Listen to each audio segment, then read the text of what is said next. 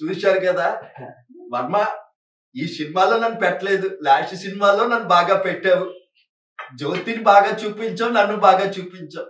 ఇప్పుడు వ్యూహం సినిమాలో జనాలందరూ కామెడీ ఎక్స్పెక్టేషన్ చేస్తున్నారు కదా, ఈ సినిమాలో నేను ఉన్నానా లేదా, నా పాత్ర తీసావా, క్లారిటీ చెప్పేసి.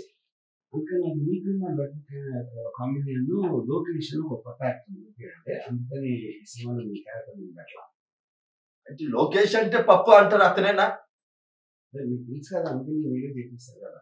అంటే మీరు ఏం చెప్పరు. అంటే ఈ సినిమాలో నేను లేను 191 దేశాలు తిరిగాను. ఈ ఎలక్షన్ లో కూడా నేను క్యాంపెయిన్ చేయబోతాను నెక్స్ట్ ఏపీలో. మీరు నన్ను పెట్టాలి కదా, పెడితే కదా అక్కడ జనాలు చూసి కామెడీ చూసేది.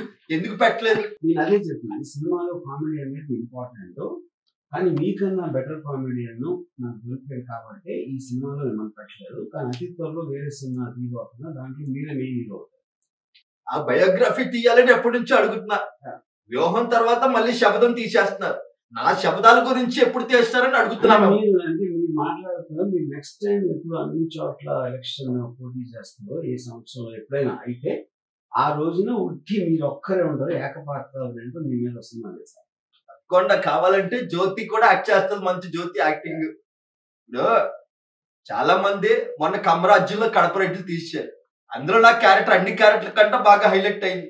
జనాలు కూడా వ్యూహం 29 రిలీజ్ అవుతుంది కదా, ఆ కమెడియన్ తో పాటు లోకేష్ అనే పాత్రతో పాటు పాల్ పాత్ర కూడా పెట్టుంటే బాగుండేదని జనాల ఎక్స్పెక్టేషన్. పాటలను పెట్టారా సినిమాలో?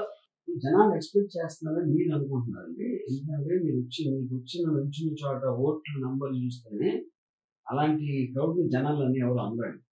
లక్షల్లో ఉంటే జనాలు అంటారు. 2000, 3000 ఓట్లు వచ్చిన మీరు జనాల ఎక్స్పెక్టేషన్ అంటే జనాల కామెడీయా మీరు కామెడీ